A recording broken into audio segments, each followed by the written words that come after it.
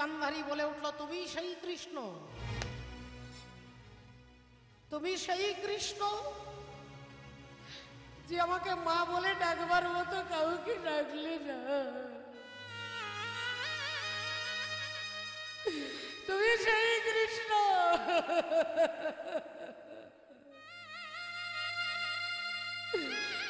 যে আমার বংশে বাতি দেওয়ার জন্য কাউকে রাখলে না। তুমি সেই কৃষ্ণ যে আমার বংশকে ধ্বংস করে দিয়েছ। তাই কৃষ্ণ রে, আজ সন্তানহারা জননী গান্ধারী আমি, আজ আমি তোমাকে দিলাম অভিশাপ। হ্যাঁ হ্যাঁ হ্যাঁ, অভিশাপ। তোমাকে আমি অভিশাপ দিচ্ছি। আমার বংশে বাতি দিতে তুমি যেমন কাউকে রাখলে না, একদিন আমার মতো তোমার যদু বংশ ধ্বংস হয়ে যাবে। একদিন আমার মতো তোমার বংশ ধ্বংস হয়ে যাবে। যেই এ কথা বলেছেন অমনি সচ্চিদানন্দ পরমাত্মা ভগবান হরি একটু মিষ্টি হেসে বললেন, মা তোমার অভিশাপ আমি মাথায় তুলে নিলাম। তোমার দেওয়া অভিশাপ আমি মাথায় তুলে নিলাম। মাথায় তুলে নিলাম। আমি কথা দিচ্ছি মাগো, আমার বংশে বাতি দেবার জন্য কেউ থাকবে না। কিন্তু এই মা গান্ধারী, তোমার একটাও ছেলেকে কিন্তু আমি মারিনি মা। তোমার একটাও ছেলেকে আমি মারিনি, মেরেছে তাদের কর্ম। তুমি মনে করে দেখো মাগো। ও মা, কুরুক্ষেত্রের যুদ্ধ যেদিন শুরু হবে, সেই যুদ্ধ শুরু হওয়ার আগে তোমার ছেলে দুর্যোধন তোমাকে প্রণাম করতে এসেছিল।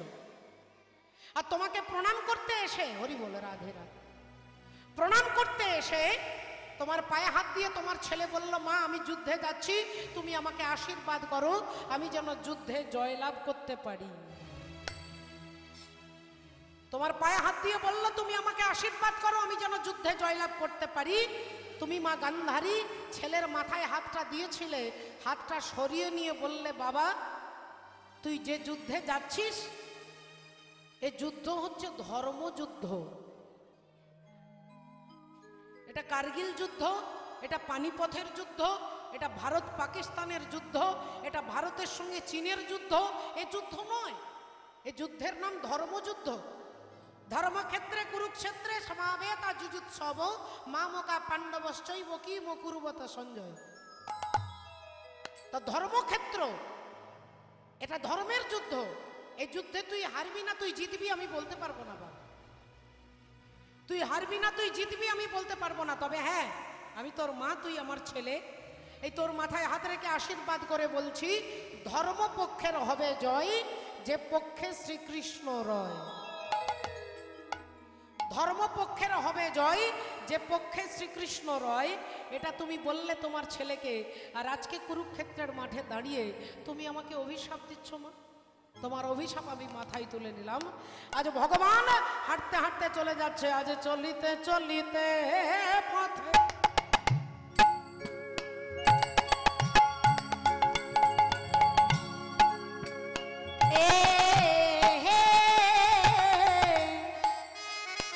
চলে যায়।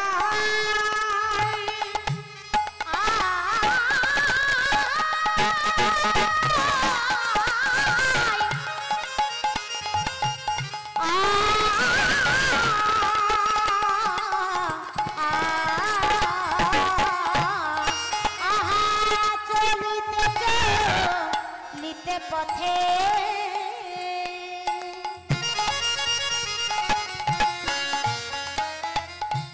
বলি হা গোবিন্দ বলি ডাকে, চলিতে চলিতে পথে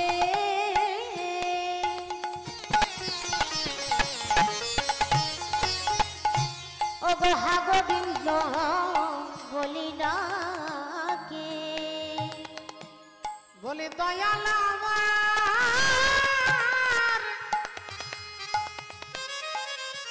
হেলিয়া দুলিয়া চলে যাই গো, দয়াল আমার হেলিয়া দুলিয়া চলে যায়। ও গো দয়াল আমায়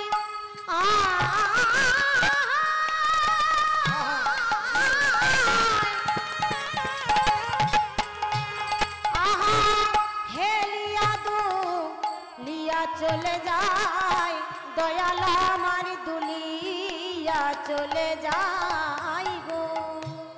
ওমা, ভগবান হাঁটতে হাঁটতে চলে যাচ্ছে, এমন সময় দেখা হয়ে গেল কার সঙ্গে? না, অর্জুনের সঙ্গে দেখা হয়ে গেল। বাবা, অর্জুনের সঙ্গে দেখা হয়ে গেল। অর্জুন ভগবানের দিকে তাকিয়ে বললেন, কি ব্যাপার কৃষ্ণ, তোমার মুখটা শুকিয়ে গেছে কেন? তোমার মুখ মলিন হয়ে গেছে কেন? কি ব্যাপার? তুমি তো এমন তো কখনো দেখি না, তুমি সদা আনন্দে থাকো, আজকে তোমার বদনে এত চিন্তা কেন? ভগবান বললেন, কই না তো, কিছু চিন্তা নয়। বলে, না না, তুমি আমার কাছে লুকাতে পারবে না, বলো বলো কৃষ্ণ, তোমার কি হয়েছে? ভগবান বললেন, তোমার জেঠিমা আমাকে অভিশাপ দিয়েছে। তোমার জেঠিমা আমাকে অভিশাপ দিয়েছে। অর্জুন বললেন, আমার জেঠিমা তোমাকে অভিশাপ দিয়েছে? আচ্ছা, কি অভিশাপ দিয়েছে? বললেন, অভিশাপ দিয়েছে আমার বংশ নাকি ধ্বংস হয়ে যাবে। আমার বংশ নাকি ধ্বংস হয়ে যাবে।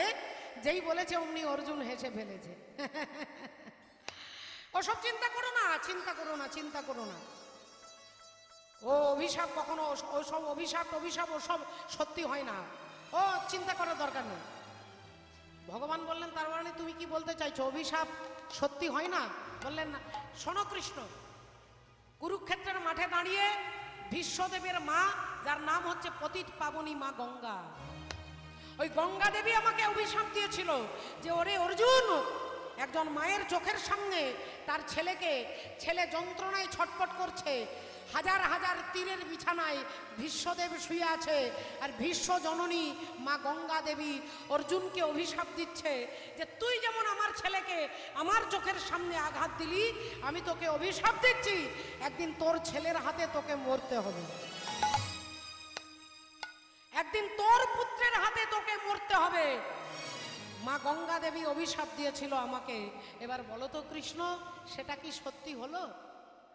হ্যাঁ, আমাকে যে বললো যে আমার ছেলের হাতে আমি মরবো, তা কই সত্যি তো হলো না, কারণ আমার ছেলেরা তো কেউ বেঁচে নেই, সব তো শেষ হয়ে গেছে। তাহলে আমার ছেলেই যখন বেঁচে নেই, তাহলে আমাকে মারবে কি করে? গঙ্গা দেবী বলেছিল তোর ছেলের হাতে তুই মরবি, আমার ছেলেরাই সব, কেউ আর বেঁচে নেই, তাহলে তো আমাকে মারবার মতো আর কেউ নেই, তাহলে মা গঙ্গার দেওয়া অভিশাপটা মিথ্যে হলো না? বলে দিয়ে যখনই অর্জুন হাসছেন, ভগবান ভাবলেন অন্যান্য কাজ পরে হবে, আগে তোমার অহংকারটাকেই চূর্ণ করতে হবে। অন্যান্য কাজ পরে করবো, আগে তোমার দর্পটাকে চূর্ণ করব। ভগবান বললেন, ও সব বাজে কথা রাখো, ও সব বাজে কথা বাদ দাও, সব ভুলে যাও। আগে তুমি বলো অর্জুন, তোমার দাদা যুধিষ্ঠির যে রাজসূয় যজ্ঞ করছে, সেই রাজসূয় যজ্ঞে যে ঘোড়া, একটা ঘোড়াকে যজ্ঞ করে ছেড়ে দেবে, ঘোড়াটা যে রাজ্যের ওপর দিয়ে যাবে, সেই রাজ্যের রাজা যদি ঘোড়াটাকে ধরে, তাহলে পঞ্চপাণ্ডবের সঙ্গে যুদ্ধ হবে। যুদ্ধে যিনি হারবেন, যদি হেরে যায় এই রাজ্যের রাজা, তাহলে এই জায়গাটা, গোটা রাজ্যটা পঞ্চপাণ্ডবের হয়ে যাবে। তাহলে সেই যজ্ঞের ঘোড়াটা এখন কোথায়, কত দূরে, কোনখানে গেছে, তুমি কি কিছু খবর রেখেছো অর্জুন? অর্জুন বললেন, হ্যাঁ, এক্ষুনি একজন কর্মচারী খবর দিল, আমাদের অশ্বমেধ যজ্ঞের ঘোড়া এখন চলে গেছে মণিপুরে, মণিপুর রাজ্যে চলে গেছে। বলে, মণিপুর রাজ্যে তোমাদের ঘোড়া চলে গেছে? বলে, হ্যাঁ, আমাদের ঘোড়াটাকে ভয়ে কেউ ধরেনি, কারণ আমরা কুরুক্ষেত্রের যুদ্ধে জিতেছি, সেই ভয়ে কোন রাজ্যের রাজা আমাদের ঘোড়াটাকে ধরবার সাহস করেনি, আর সমস্ত রাজ্যগুলো আমাদের হয়ে গেছে। এইবার ঘোড়া চলে গেছে মণিপুর রাজ্যে। এখন মণিপুর রাজ্যের রাজা নাম কি? মণিপুরে ছিল রাজা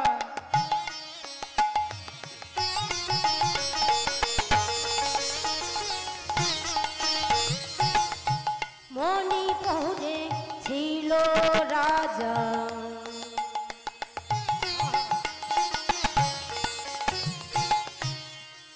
বব্রুবাহন না,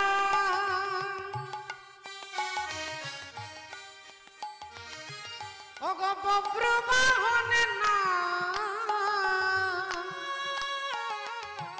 বব্রুবাহন না। মণিপুরে ছিল রাজা বব্রুবাহন না,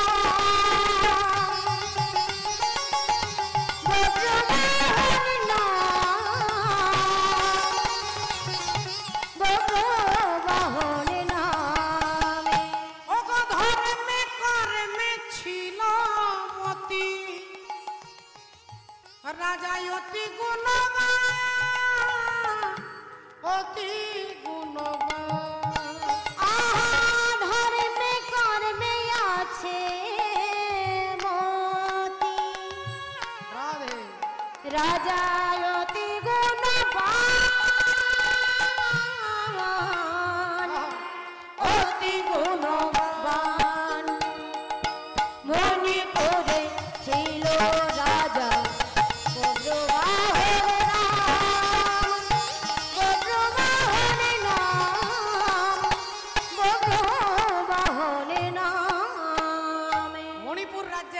সুন্দর রাজা, বিচক্ষণ রাজা, তার নাম হচ্ছে বব্রুবাহন। আর বব্রুবাহনের রাজ্যের ওপর দিয়ে অশ্বমেধ যজ্ঞের ঘোড়া যাচ্ছে, ঘোড়াটাকে রাজা ধরেছেন। আর রাজা ধরে ঘোড়াটার কপালের দিকে তাকিয়ে দেখছে রূপোর পাতার উপরে লেখা আছে যিনি সতীর পুত্র হবেন তিনি এই ঘোড়াটাকে ধরবেন, আর যিনি অসতীর পুত্র হবে তিনি ভয়ে ঘোড়াটা ধরেও ছেড়ে দেবে। রূপোর পাতার উপরে এরকম কপালে ছিটিয়ে দেওয়া হয়েছে, তাতে লেখা আছে সতীর পুত্র যদি হয় তাহলে ঘোড়াটাকে ধরে রাখবে, অসতীর পুত্র হলে ঘোড়াটা ছেড়ে দেবে। বব্রুবাহন ঘোড়াটা ধরেছেন আর ঘোড়াটা ধরেই নিয়ে আসছেন ঘরের মধ্যে, বাড়িতে ছুটতে ছুটতে আসছেন বব্রুবাহন। বব্রুবাহনকে না, বব্রুবাহন হচ্ছে তার বাবার নাম হচ্ছে অর্জুন, অর্জুন হচ্ছে তার জন্মদাতা পিতা, আর অর্জুনের ছেলে হচ্ছে বব্রুবাহন। কিন্তু ছেলেও বাবাকে চেনে না আর বাবাও ছেলেকে জানে না, না বাবা ছেলেকে চেনে না ছেলে বাবাকে জানে। আপনারা বলবেন এটা এরকম উদ্ভট হয় নাকি? ছেলে বাবাকে জানবে না, বাবা ছেলেকে জানবে না? বাবা যদি মরে যেত তাহলে আলাদা কথা হতো, কিন্তু বাবাও আছে ছেলেও আছে, অথচ ছেলেও চেনে না বাবাও জানে না। বলে বাবা এর ভেতরে একটা ইতিহাস আছে, ঘটনা আছে। এই ঘটনা জানতে গেলে যেতে হবে যেদিন অর্জুন বিবাহ করছেন ধ্রুপদ রাজার কন্যা দ্রৌপদীকে। দ্রৌপদীকে বিবাহ করে নিয়ে আসছেন,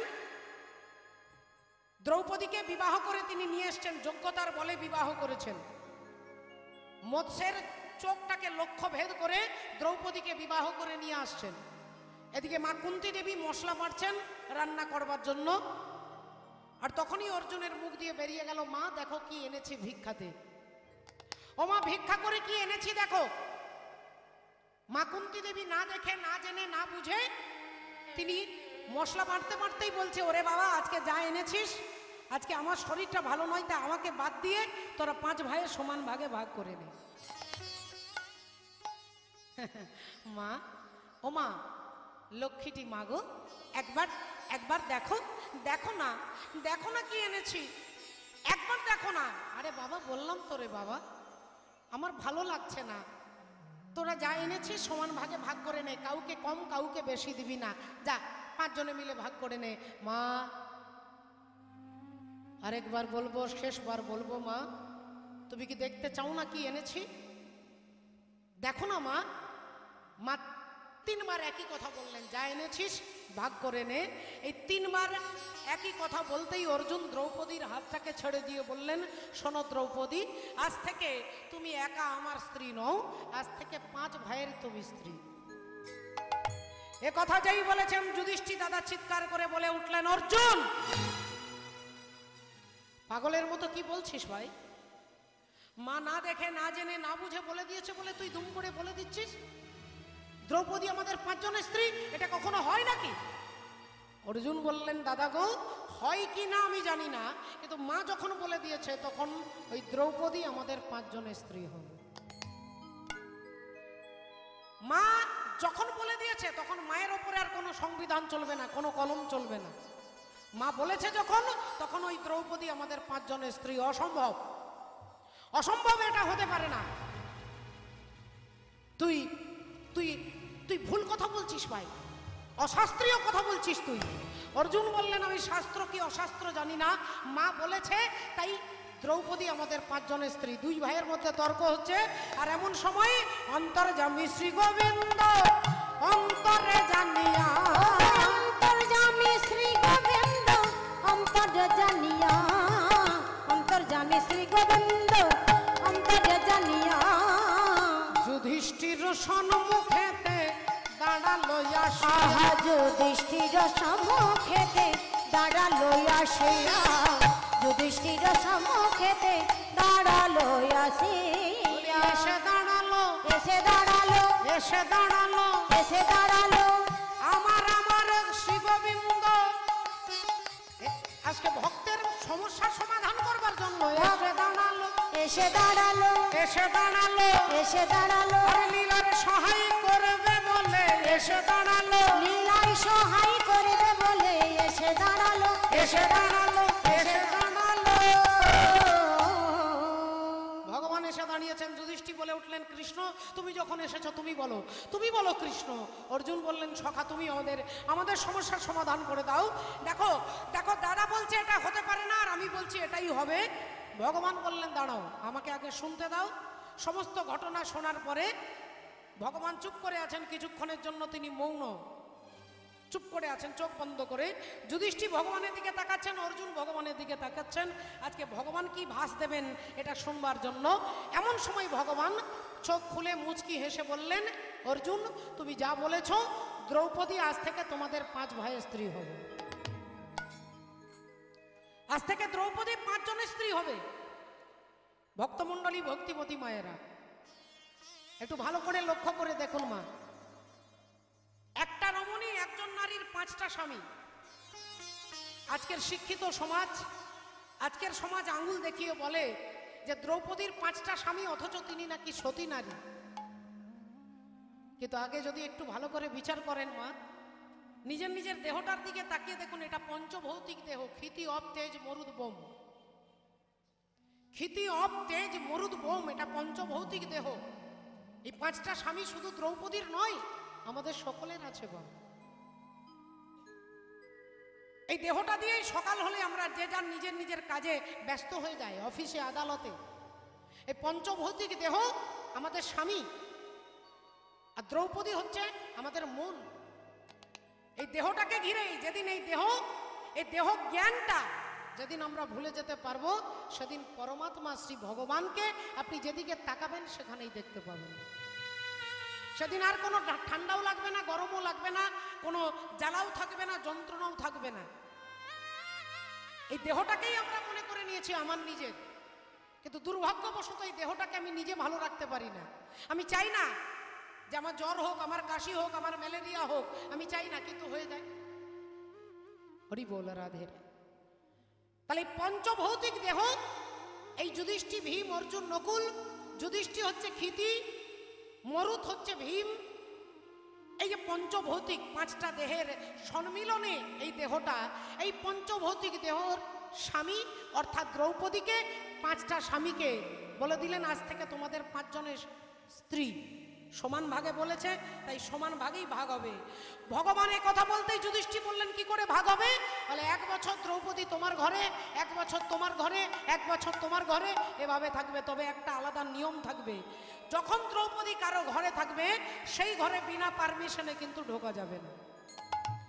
যখন দ্রৌপদী যার ঘরে থাকবে, যখন ভীমের ঘরে থাকবে, ঘরে ঢোকা যাবে না।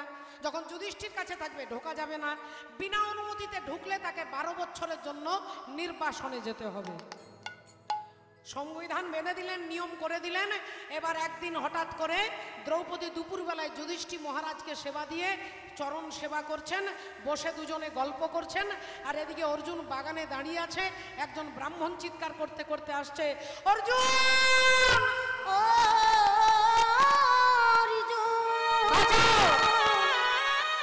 বাঁচাও অর্জুন, বাঁচাও, বাঁচাও, বাঁচাও, অর্জুন বাঁচাও। অর্জুন বললেন, কি ব্যাপার, কি হয়েছে? হে ব্রাহ্মণ ঠাকুর, আপনি কাঁদছেন কেন? আপনি কাঁদছেন কেন? রাধে রাধে। সঙ্গে সঙ্গে ব্রাহ্মণ বলছেন, আমার একটা পালিত, আমার গাভী মাতা, আমার বাড়িতে গরু, সেই গাভী মাতাটাকে একটা বাঘ টেনে নিয়ে যাচ্ছে। অর্জুন, আমার সর্বনাশ হয়ে যাবে। ওই গাভী মাতাই আমার একমাত্র অবলম্বন, আমার 5 বার অবলম্বন। ওই গাভী মাতা ছাড়া আমি বাঁচতে পারবো না। ওই গাভী মাকে একটা বাঘ টানতে টানতে নিয়ে যাচ্ছে, তাকে হত্যা করবে বলে। তুমি পারো একমাত্র রক্ষা করতে, তুমি পারবে না অর্জুন আমার গাভী মাতাকে সুস্থভাবে ফিরিয়ে দিতে? তুমি পারবে না? একজন ব্রাহ্মণ হয়ে তোমার কাছে হাত জোড় করে আমি অনুরোধ করে বলছি, অর্জুন তুমি ক্ষত্রিয়ের ধর্ম অবলম্বন করো, তুমি আমাকে সাহায্য করো। অর্জুন বললেন, হে বেদজ্ঞ ব্রাহ্মণ, আমি এক্ষুনি তুরন্ত আপনার সাহায্য করতে আমার কোনো দ্বিধাবোধ ছিল না। কিন্তু আমি যে গান্ডীব ধনুকটা, ওই গান্ডীব ধনুকটা যে ঘরে রেখেছি, সেই ঘরে দাদা যুধিষ্ঠির আর দ্রৌপদী বসে আছে। এখন ওই ঘরে যদি আমি ভুল করেও ঢুকে যাই, তাহলে 12 বছরের জন্য নির্বাসনে যেতে হবে। ব্রাহ্মণ বললেন, তাহলে কি তুমি তোমার সুখের জন্য তুমি একজন ব্রাহ্মণের আজকে এই বিপদের দিনে তুমি তাকে সাহায্য করতে পারবে না? যেই বলেছে অর্জুন বললেন আপনি এক মুহূর্ত দাঁড়ান, আমার দেরি হবে না। সোজা গেলেন ভেতরে, আর ভেতরে গিয়ে গান্ডীব ধনুটা নিয়ে অর্জুন ওই বাঘকে হত্যা করে গাভী মাতাকে ব্রাহ্মণের কাছে ফিরিয়ে দিলেন। আর ফিরিয়ে দিয়ে যুধিষ্ঠির দাদার কাছে দাঁড়িয়েছেন, দাদা আমি চলে যাই, আমি চলে যাই, আমি চলে যাই। ও মা জননী, দাদা গো, আমাকে তুমি বিদায় দাও দাদা, আমি চলে যাই দাদা, আমি চলে যাই, আমি চলে যাই। ভাই ভাই তুই যাস না, ভাই তুই যাস না, তুই কোনো অন্যায় করিসনি, তুই একজন ব্রাহ্মণকে সাহায্য করবার জন্য তুই বিনা অনুমতিতে এই ঘরে ঢুকেছিস, তুই এর জন্য শাস্তি পাবি না ভাই, তোর কোনো অপরাধ নেই। কিন্তু কোনো কথা না শুনে অর্জুন সত্যের প্রতিষ্ঠা করবেন বলে, সত্যের পালন করবেন বলে অর্জুন ওখান থেকে বিদায় নিয়ে হাঁটতে হাঁটতে চলে যাচ্ছে। মাধব হে মাধব, মাধব হে মাধব,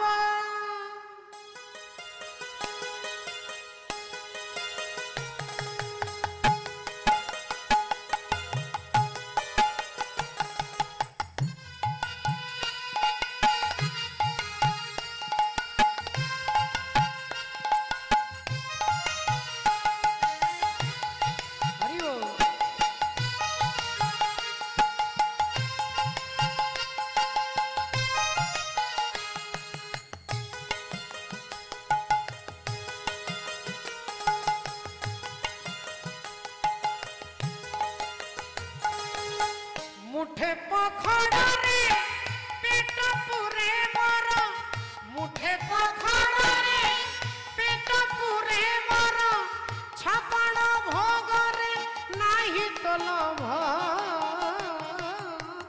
মাধব হে মাধব, হে মাধব, মাধব হে মাধব, মাধব ঝাঁটি মাটি ঘরে সব সুখ মর, ঝাঁটি মাটি ঘরে সব সুখ মর, রাজমহলরে নাহি তো লোভ। মাধব হে মাধব, মাধব, মাধব হে মাধব।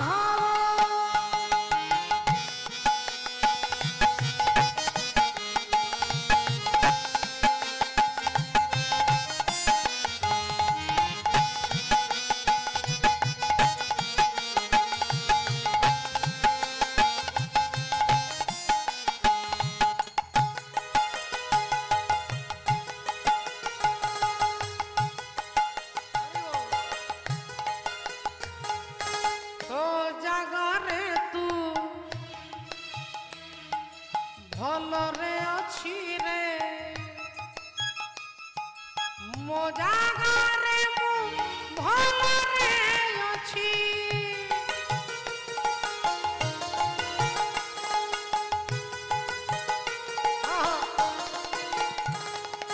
যেতিকি দেইছু সেতিকি রে শান্তি, বেশি আর তোতে মাগুনি কিছু। খন্ডিয়ে লুগারে লাজ লুচে মর, খন্ডিয়ে লুগারে লাজ লুচে মর, খন্ডুয়া ফটরে নাহি তো লোভ। মাধব হে মাধব, মাধব, মাধব হে মাধব, মাধব মুঠে পাখড়রে পেট পুরে মর, রাজমহলরে নাহি তো লোভ। মাধব হে মাধব, মাধব, মাধব হে মাধব, মাধব, মাধব হে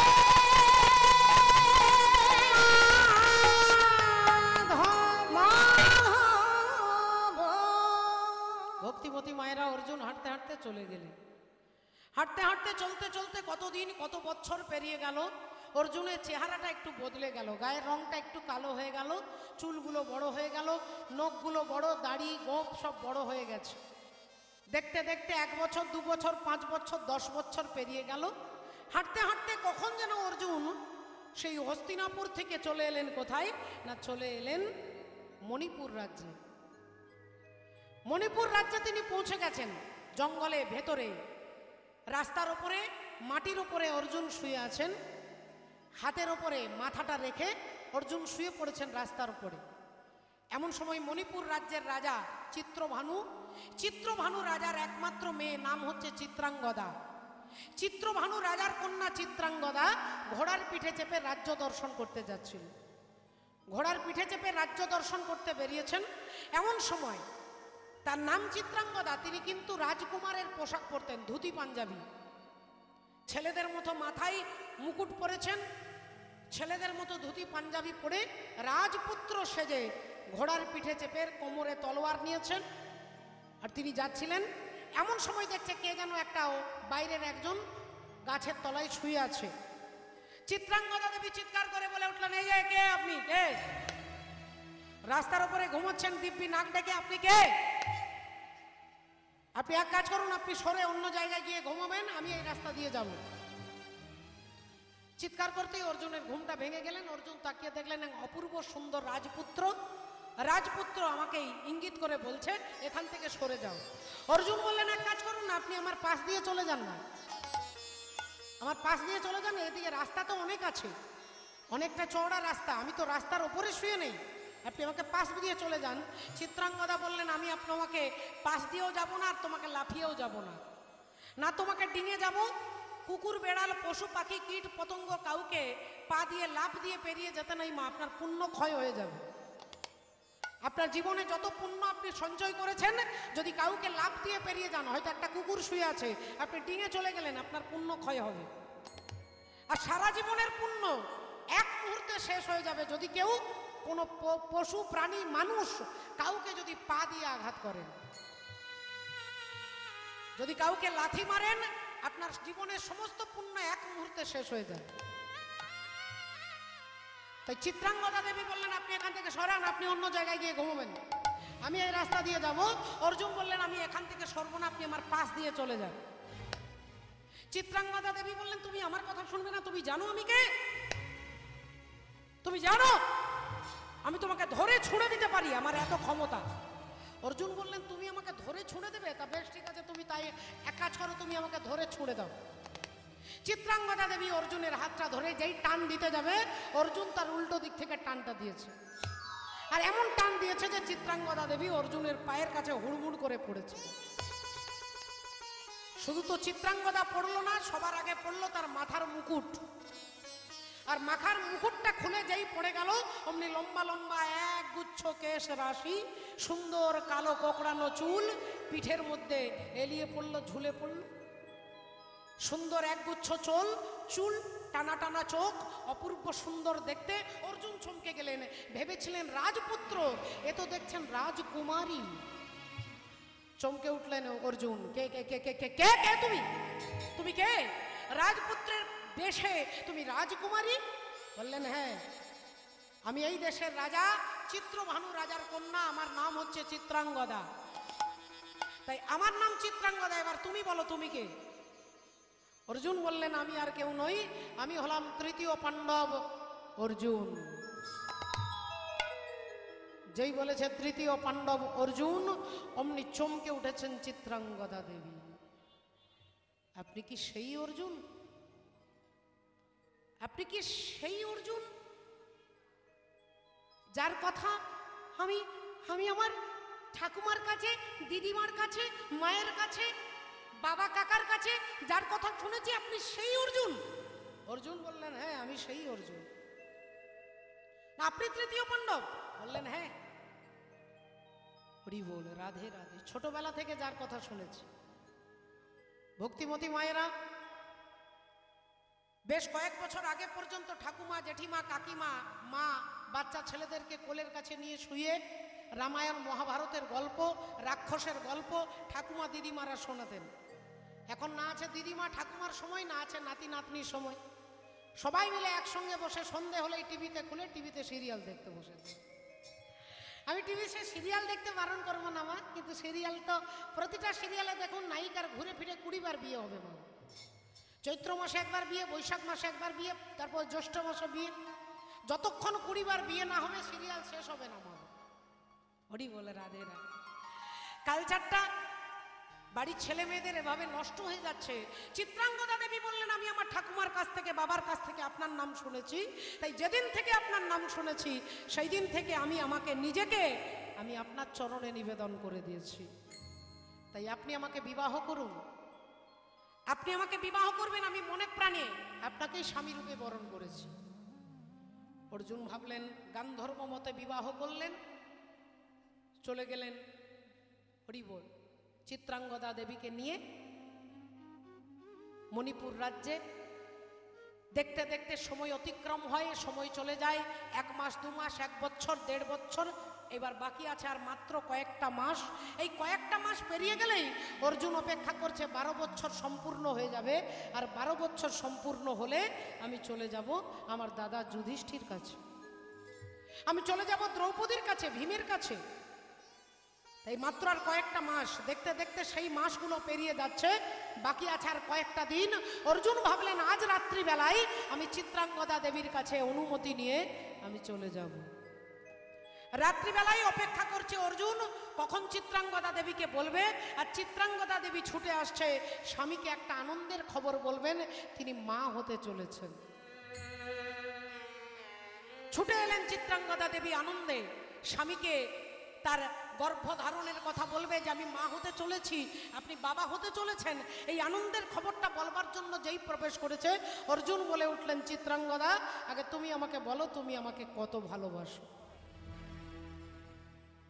বলো আমায় কত ভালোবাসো। চিত্রাঙ্গদা দেবী বললেন, আমি আমার প্রাণের বিনিময়ে আপনাকে অধিক ভালোবাসি, প্রাণের থেকেও বেশি ভালোবাসি। বললেন, তাহলে আমি যা বলবো তাই করবে? আগে হ্যাঁ স্বামী, আপনি বলে দেখুন কি করতে হবে। বললেন, আমি এমনি এমনি বলবো না। তুমি যে কপালে সিঁদুর দিয়েছো, মাথায় যে সিঁদুর দিয়েছো, এই সিঁদুরে হাত দিয়ে তুমি প্রতিজ্ঞা করে বলো, আমি যা বলবো তুমি তা করবে তো? চিত্রাঙ্গদা দেবী বললেন, স্বামী আর কি বলবে? স্বামী যা বলবে আমি তাই করব। হ্যাঁ বলুন না স্বামী, আমি কথা দিচ্ছি আপনি যা বলবেন তাই করব। না, তুমি আগে সিঁদুরে হাত দাও। চিত্রাঙ্গদা দেবী মাথায় হাত দিলেন, আর হাত দিয়ে বলছে, বলুন কি করতে হবে। অর্জুন বললেন, তোমাকে প্রতিজ্ঞা করতে হবে, আমি যে তোমার স্বামী এ কথা কাউকে কখনো বলতে পারবে না। ও গো স্বামী গো,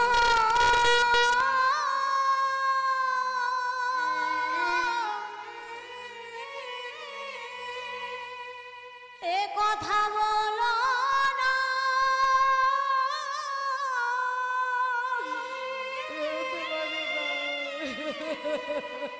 এ কথা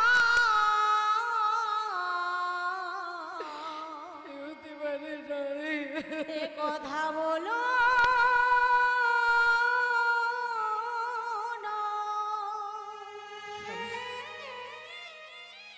তুমি সিঁদুরে হাত দিয়ে প্রতিজ্ঞা করে বলেছো, তাই কথার অবাধ্য হলে তোমাকে বিধবার যন্ত্রণা ভোগ করতে হবে।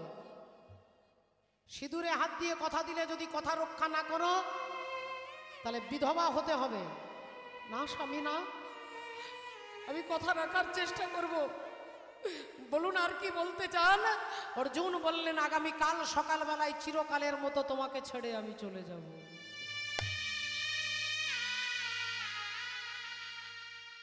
চিত্রাঙ্গদা দেবী কোনো কথা বলতে পারলেন না,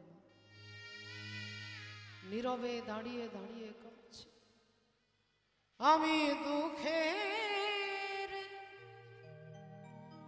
সিংহাসনে বসে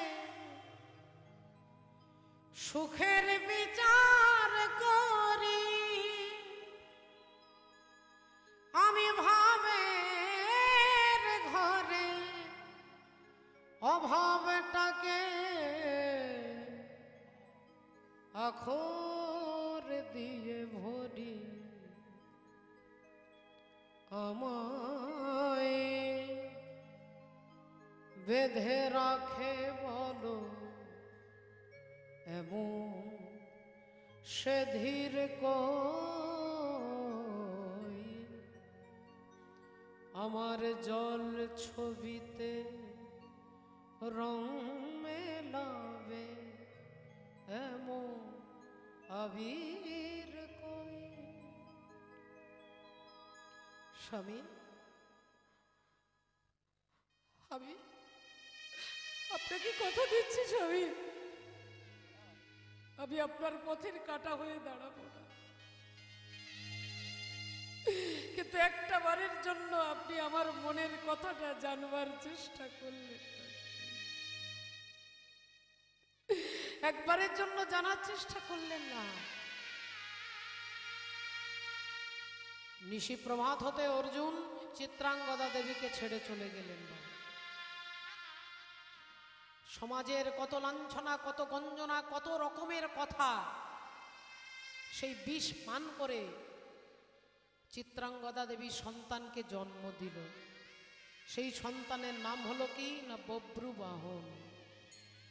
ছোটবেলা থেকে মায়েকে বারবার জিজ্ঞাসা করে, মা আমার বন্ধু শ্যামল, কমল, বিমল তাদেরও জানো মা দুটো হাত, আমারও দুটো হাত, তাদেরও দুটো পা, আমারও দুটো পা, তাদের সবার দুটো চোখ, আমারও দুটো চোখ, তাহলে তাদের বাবা আছে, আমার কেন বাবা নেই? মা বলো না মা, আমার বাবা কোথায়? কে আমার বাবা? বলো না মা, বলো না।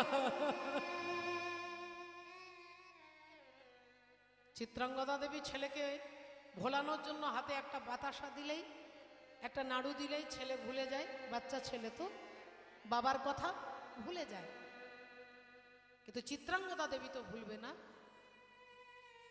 তিনি ভগবানের কাছে দাঁড়িয়ে অশ্রু বিসর্জন করে আর বলে, ঠাকুর বলো না মোরে কাঁদাইছ কেন, করিছ কেন ছলনা, বলো মোরে কাঁদাইছ কেন, আহা করেছ এত ছলনা, বলো না মোরে কাঁদাইছ কেন, করিছ কেন ছলনা। আমি অনেক কেঁদেছি আর কাঁদিতে পারি না, অনেক কেঁদেছি কাঁদিতে পারি না, ব্যথা দিয়ে কেন চলে যাও, দেখা কি মরে দেবে না। আরে বলো না মোরে কাঁদাইছ কেন, করেছ এত ছলনা, বলো না মোরে কাঁদাইছ কেন, করেছ এত ছলনা। শ্রদ্ধেয় বাবা ঠাকুর, ভক্তিমতী মায়েরা সেই একটু একটু করে ছেলে বড় হয়, প্রতিদিন মাকে জিজ্ঞাসা করে আমার বাবাকে, আমার বাবার নাম কি, আমার বাবা কোথায়। মা কোনোদিন বলতে পারেন না, কারণ তিনি সিঁদুরে হাত দিয়ে কথা দিয়েছেন অর্জুনকে, যদি বলি তাহলে আমার স্বামী চিরকালের মতো পৃথিবী ছেড়ে চলে যাবে। না না না, আমার ছেলে জিজ্ঞাসা করলেও আমি বলবো না। সেই ছোট্ট ছেলে একটু একটু করে বড় হয়েছে মাগো, একটু একটু করে বড় হয়, প্রতিদিন জিজ্ঞাসা করে, প্রতিদিন জিজ্ঞাসা করে। একদিন মা বিরক্ত হয়ে বলল, তোর বাবা কোথায় আমাকে জিজ্ঞাসা করিস না, যদি জানতে হয় ওই মন্দিরে যিনি দাঁড়িয়ে আছে যা, তাকে গিয়ে জিজ্ঞাসা কর তোর বাবাকে, তোর বাবাকে তাকে গিয়ে জিজ্ঞাসা কর। ছেলে ভাবলো তাহলে মন্দিরে যিনি আছেন গিরিধারী গোপাল, তিনি আমার বাবাকে চেনেন, তিনি জানেন আমার বাবাকে, তাহলে আজ থেকে আমি আমার বাবাকে খুঁজবো না, আগে আমি জগৎ পিতাকে খুঁজবো, পরমেশ্বর গোবিন্দকে। গোবিন্দ যখন জানে আমার বাবাকে, তখন গোবিন্দকে, বাবার আগে গোবিন্দকে খুঁজবো, ওই গোবিন্দই আমাকে বলে দেবে আমার বাবা কি। সেই বব্রুবাহন বড় হয়েছে, সেই অশ্বমেধ যজ্ঞের ঘোড়াটাকে ধরেছে মা।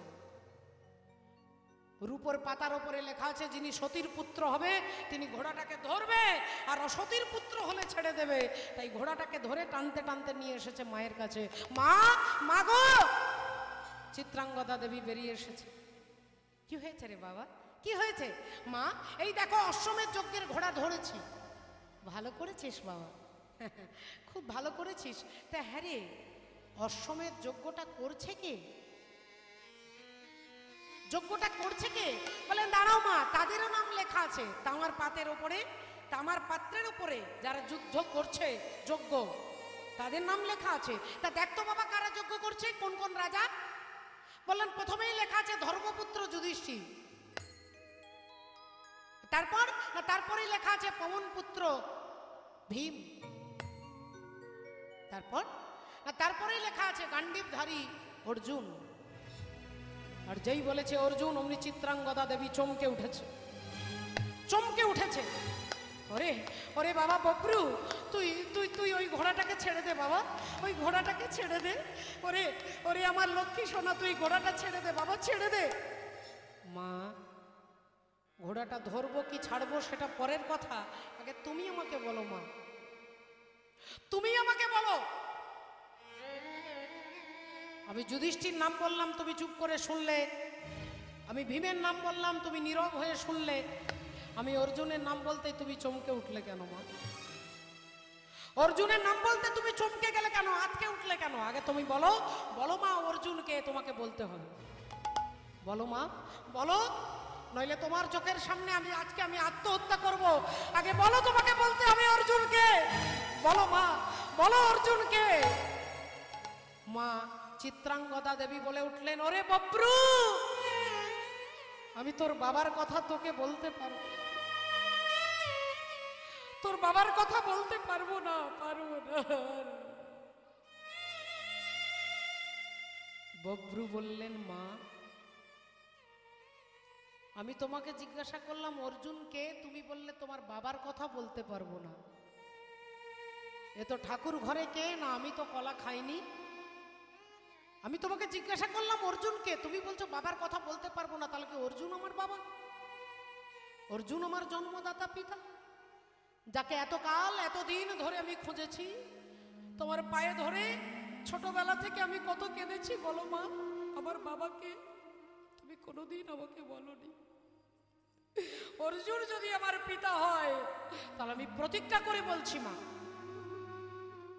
আমি তোমাকে তোমার আমার বাবার কাছে তোমাকে দাঁড় করিয়ে দেব, তোমার স্বামীর কাছে তোমাকে দাঁড় করিয়ে দেবো। আমি প্রতিজ্ঞা করে বলছি। ওরে বব্রু, এই ঘোড়া তুই ছেড়ে দে বাবা। মাগো,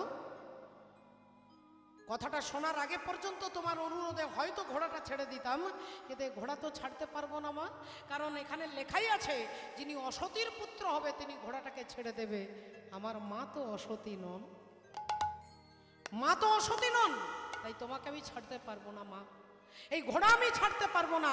তবে কথা দিচ্ছি তোমার স্বামীর সঙ্গে তোমাকে অবশ্যই তার বাম পাশে তোমাকে দাঁড় করিয়ে দেব। এই বলে অর্জুন ছুটতে ছুটতে ছুটতে ছুটতে যাচ্ছে। পিতা পিতা পিতা বলি ছুটিতে লাগিল, পিতা পিতা পিতা বলি ছুটিতে লাগিল, পিতা পিতা পিতা বলি ছুটিতে লাগিল, পিতা পিতা পিতা বলি ছুটিতে লাগিল, পিতা পিতা বলি ছুটিতে লাগিল, পিতা পিতা পিতা বলি ছুটিতে লাগিল। ও বাবা, আরে পিতার চরণে আসি প্রণাম করিল, পিতার চরণে আসি প্রণাম করিল, পিতার চরণে আসি প্রণাম করিল। ছুটতে ছুটতে ছুটতে বব্রু বাহনে এসেছেন। আজকে জানে যে আমার বাবা কার সঙ্গে থাকে না, ভগবান কৃষ্ণের সঙ্গে। তাহলে আজকে কৃষ্ণ দর্শনও হবে আর আমার বাবার পরিচয় আমি জানতে পারবো। বব্রু বাহন ছুটতে ছুটতে এলেন, এসে যেই অর্জুনকে প্রণাম করতে যাবেন অমনি ভগবান চিন্তা করলেন এক্ষুনি এই মুহূর্তে তো পিতা পুত্রের মিলন হতে পারে না, আগে অর্জুনের দর্পটাকে চূর্ণ করতে হবে। তো অর্জুনের যে অহংকার, সেই অহংকারটাকে চূর্ণ করতে হবে। বব্রবাহন যাই প্রণাম করতে যাবে, বাবাকে জড়িয়ে ধরতে যাবে, অর্জুন ওই সুন্দর ছেলেটাকে দেখে ভাবলেন একবার বুকে জড়িয়ে ধরি, আমাকে বাবা বলে ডাকছে, কি সুন্দর ছেলেটা, আহা, দেখলে দেখলে জীবন জুড়িয়ে যায়, মুখ থেকে বাবা নাম শুনলে আমার সব জীবনের সমস্ত ব্যথা দূরে চলে যায়, একবার তাকে জড়িয়ে ধরবো। ভগবান বলে উঠলেন, অর্জুন, অশ্বমেধ যজ্ঞের ঘোড়া ওই ছেলেটাই ধরেছে, তাই নিয়ম মতো ওই ছেলেটা তোমার শত্রু, তার সঙ্গে তোমার যুদ্ধের সম্পর্ক, যুদ্ধ করবে। সে যুদ্ধের নীতি প্রয়োগ করেছে, চালাকি, তোমাকে বাবা বলে ডাকছে তোমাকে আগেই দুর্বল করে দেবার জন্য, আগেই দুর্বল করবার জন্য। রাধে রাধে, হরি বল, হরে কৃষ্ণ। শ্রদ্ধেয় বাবা ঠাকুর, ভক্তিমতী মায়েরা, অর্জুনের দর্পটাকে চূর্ণ করলেন পরমাত্মা ভগবান। ওই বব্রবাহনের হাতে কিছুক্ষণের জন্য অর্জুনের মৃত্যু হয়েছিল, পরবর্তীকালে ভগবান আবার অর্জুনকে বাঁচিয়ে বললেন, তোমার দর্প চূর্ণ করবার জন্য, তোমার পুত্রের হাতে তোমার মৃত্যু ঘটিয়েছি, মা গঙ্গার দেওয়া অভিশাপকে সত্য করবার জন্য। রাধে রাধে। তাই একবার সবাই মিলে হাত তুলে চিৎকার করে বলবো, নিতাই গৌর প্রেমানন্দে, হরি হরি হরি বল। জয় রাধে। আরে ঝুল রে নিতাই ঝুল, মগরাঙ্গ সুন্দর পরি ঝুল,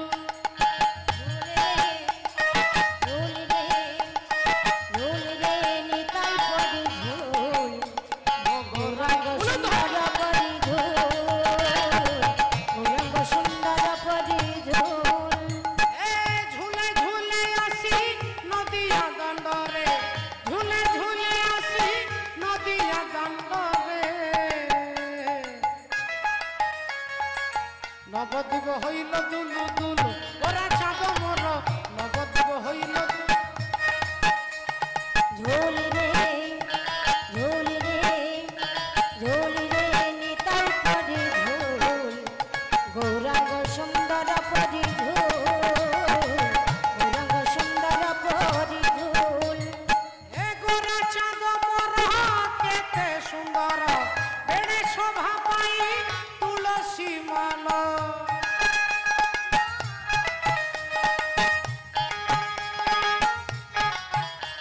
আরে নাচুচি গাউছি, নাচু না চাউছি, নাচুচি গাউছি, নাচু না চাউছি, নবদ্বীপ হইল দুলু দুলু, ওরা চাঁদ